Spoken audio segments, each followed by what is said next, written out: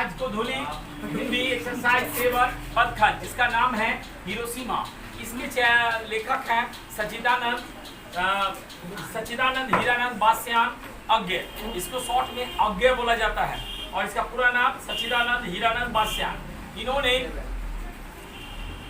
Hiroshima नाम के एक जगह पर जो अभी जापान में है इसके संबंधित कविता में व्याख्यान किया है।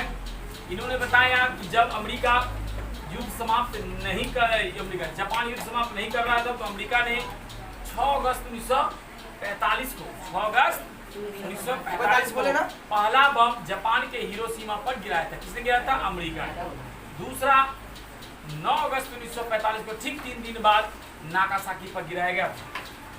हमारे अज्ञ महोदय ने इसके बारे में विध्वंस के बारे में बताया है कि अगर एक परमाणु बम गिरता है तो क्या होता है ना, क्या ध्वंस होता है, उसमें क्या परेशानी उठानी पड़ती है, क्या कहते हैं बर्बाद हो जाता है, इसके बारे में इसने बताया। इन्होंने कहा कि जब सुबह का समय था, जब सब लोग सोए हुए थे, बम जो गिरा था जब सुबह का 5 बजे सुबह था और सूरज की किरणें निकलने वाली थी, उस समय में जो परमाणु बम गिरा एकाएक लगा कि पूरा का पूरा देश चकाचौंध हो गया है।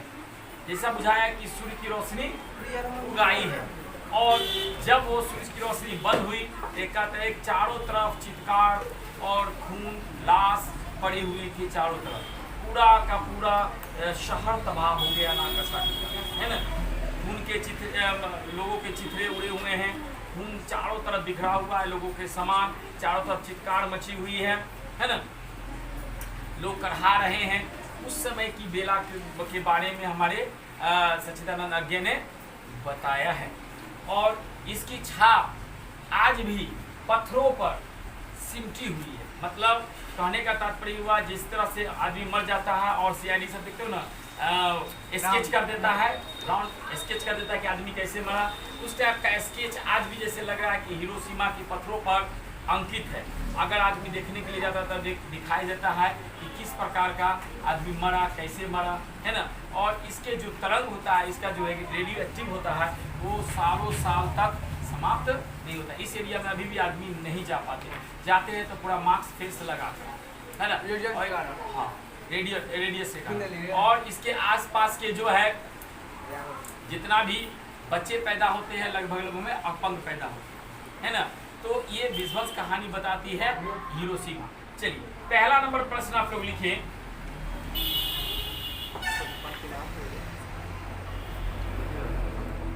कविता के प्रथम अनुच्छेद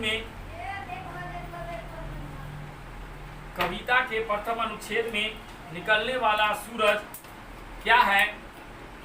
वह कैसे निकलता है? वह कैसे निकलता है? सूरज क्या है? वह कैसे निकलता है?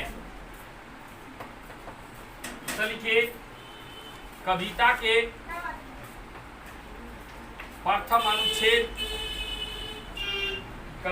प्रथम अनुच्छेद में निकलने वाला सूरज मानव निर्मित विनाशकारी सूरज मानव निर्मित विनाशकारी अणुबम है। Full stop. जब इसे विनाशकारी अणुबम है, फुल स्टॉप। जब इसे कहीं गिराया जाता है तब इससे विनाशकारी किरणें उत्सर्जित होती है। विनाशकारी किरणें उत्सर्जित होती है। Full stop. किरणें उत्सर्जित होती है। Full stop. यही किरणें विस्फोट के बाद निकलती है और जीव जंतु पेड़ पौधे को पेड़ पौधे को जलाकर राख बना देती है। यही किरणें विस्फोट के बाद निकलती है और जीव जंतु पेड़ पौधे को जलाकर राख कर देती है, बना देती है। देखिए प्रश्न नंबर 2, छायाएं दिशाहीन सब ओर क्यों पड़ती है, स्पष्ट करें। छायाएं दिशाहीन सब ओर क्यों पड़ती है, स्पष्ट करें, स्पष्ट करें।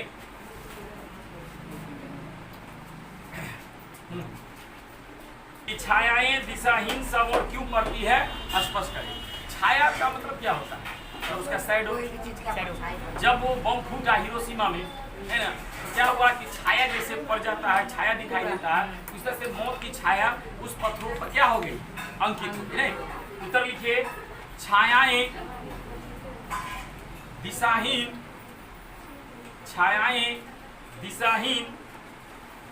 सब और इसलिए पड़ती है। छायाएं दिशाहीन सब और इसलिए पड़ती है क्योंकि इसलिए पड़ती है क्योंकि सूरज नहीं उगा था, सूरज नहीं उगा था, फुल स्टॉप। सूरज के उगने पर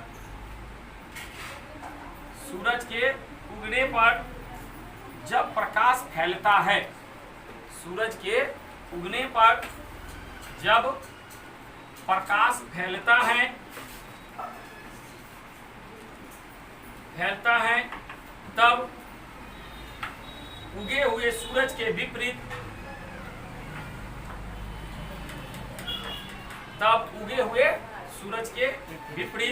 दिशा में छाया बनती है, फुल स्टॉप। प्रकाश फैलता है तब उगे हुए सूरज के विपरीत दिशा में छाया बनता है, फुल स्टॉप। लेकिन छाया बनती है, लेकिन यह सूरज तो मानव निर्मित बम था,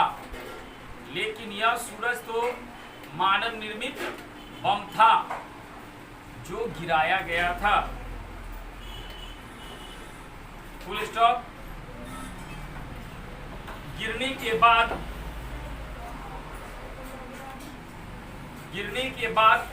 विस्फोट हुआ और सारा शहर उस प्रकाश में डूब गया, फुल स्टॉप। इसलिए उस प्रकाश में डूब गया, इसलिए छायाएं दिशाहीन थी,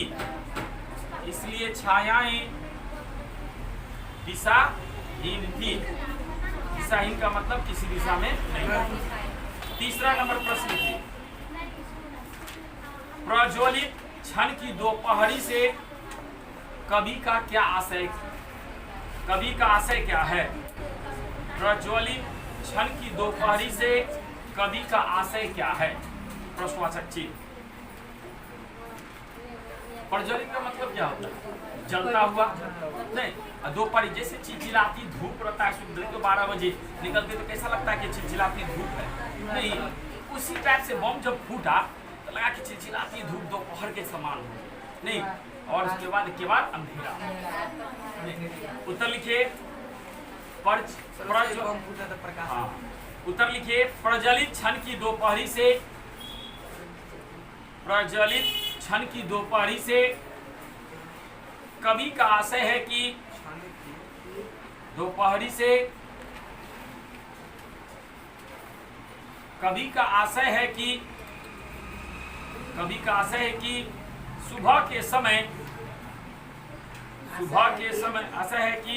सुबह के समय जब बम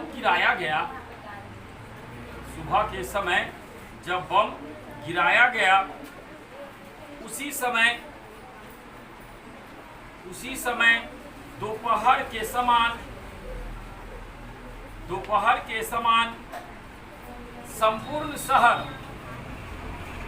संपूर्ण शहर प्रकाशमय हो गया। संपूर्ण शहर प्रकाशमय हो गया और गिराया गया। उसी समय दोपहर के समय संपूर्ण शहर प्रकाशमय हो गया और जीव जंतु उसमें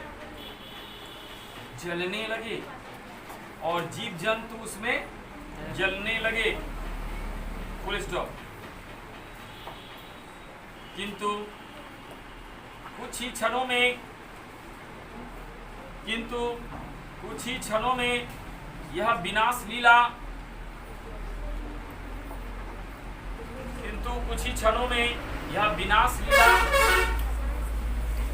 समाप्त हो गई।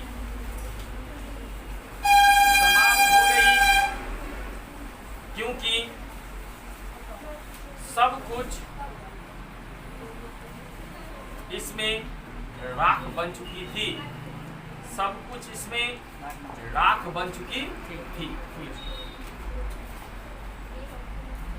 प्रश्न नंबर लिखिए 4।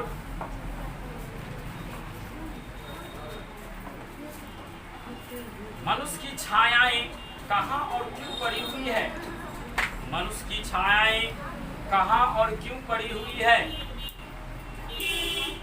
उत्तर लिखिए। मनुष्य की छायाएं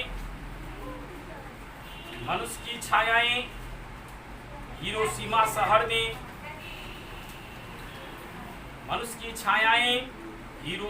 शहर में पड़ी हुई है, जहां अमेरिका ने 6 अगस्त 1945 को 6 अगस्त 1945 को बम बरसाकर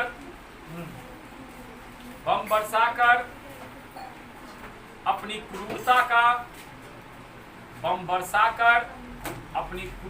का परिचय दिया था। Full stop.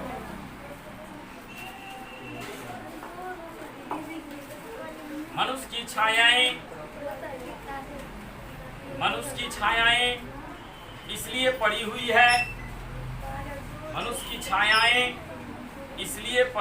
है क्योंकि विनाशक तत्व की प्रचंड गर्मी एवं तेज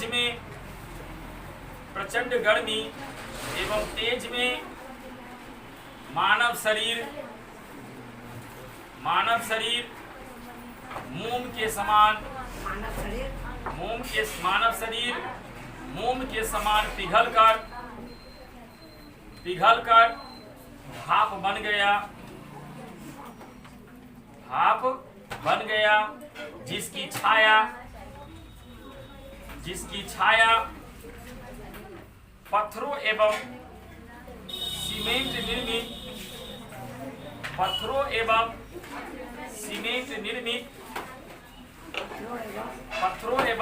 सीमेंट निर्मित धरातल पर बन गई। Full stop. मतलब मोम की तरफ पिघल गया और धरातल पर उसका क्या हुआ? चिन्ह। ठीक है, धरातल पर बन गई। Full stop. Next question 5 number प्रश्न।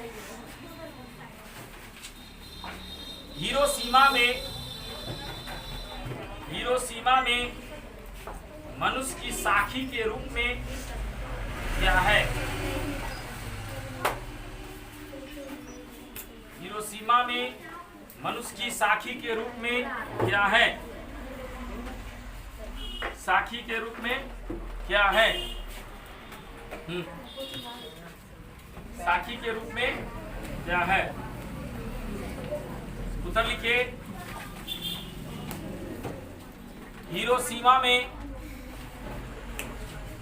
हिरोशिमा में मनुष्य की साखी के रूप में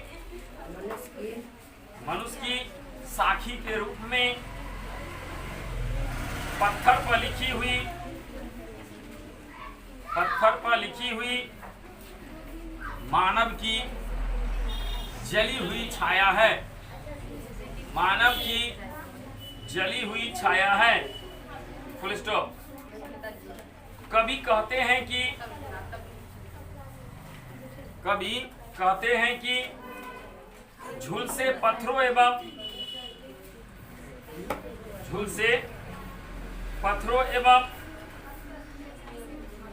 सीमेंट निर्मित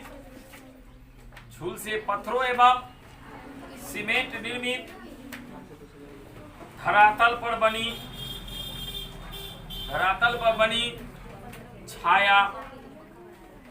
छाया अमेरिका के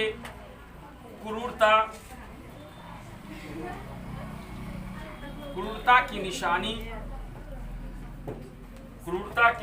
है। Full stop. 6 अगस्त 1945 को अमेरिका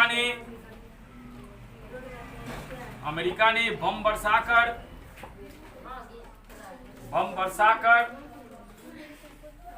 अपनी क्रूरता का परिचय दिया था। Full stop. हेडिंग दीजिए, व्याख्या करें। 6 एक व्याख्या करें लिखा देते हैं, इसके बाद किसी समय बना देंगे पूरा का पूरा कंप्लीट करो। व्याख्या करें। क नंबर लिखिए। एक दिन सहसा सूरज निकला।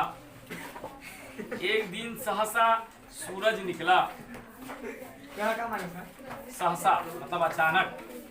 एक दिन सहसा सूरज निकला। उत्तर लिखिए। यह पंक्ति सच्चिदानंद हीरानंद बास्यान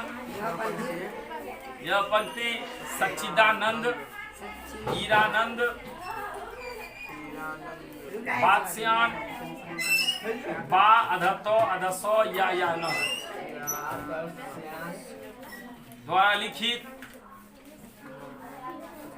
हिरोशिमा कविता से ली गई है। Full stop.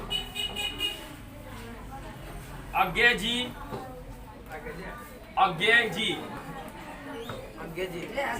शॉर्ट नाम है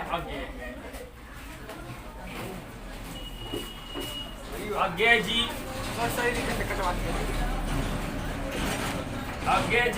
हिरोशिमा की उस सुबह के विषय में कहते हैं जिस दिन अमेरिका ने बम गिराया था। Full stop. एक दिन सवेरे प्रकाश दिखाई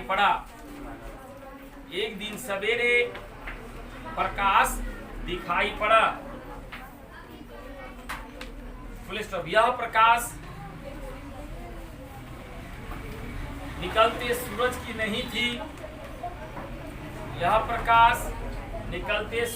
नहीं थी बल्कि शहर के मध्य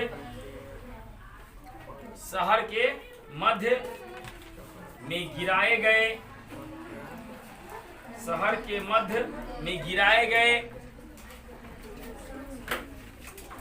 गए परमाणु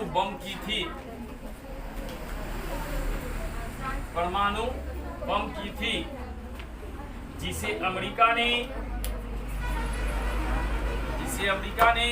6 अगस्त 1945 को 6 अगस्त 1945 को गिराया था। 6 अगस्त 1945 को गिराया था, फुल स्टॉप। अब इसके आगे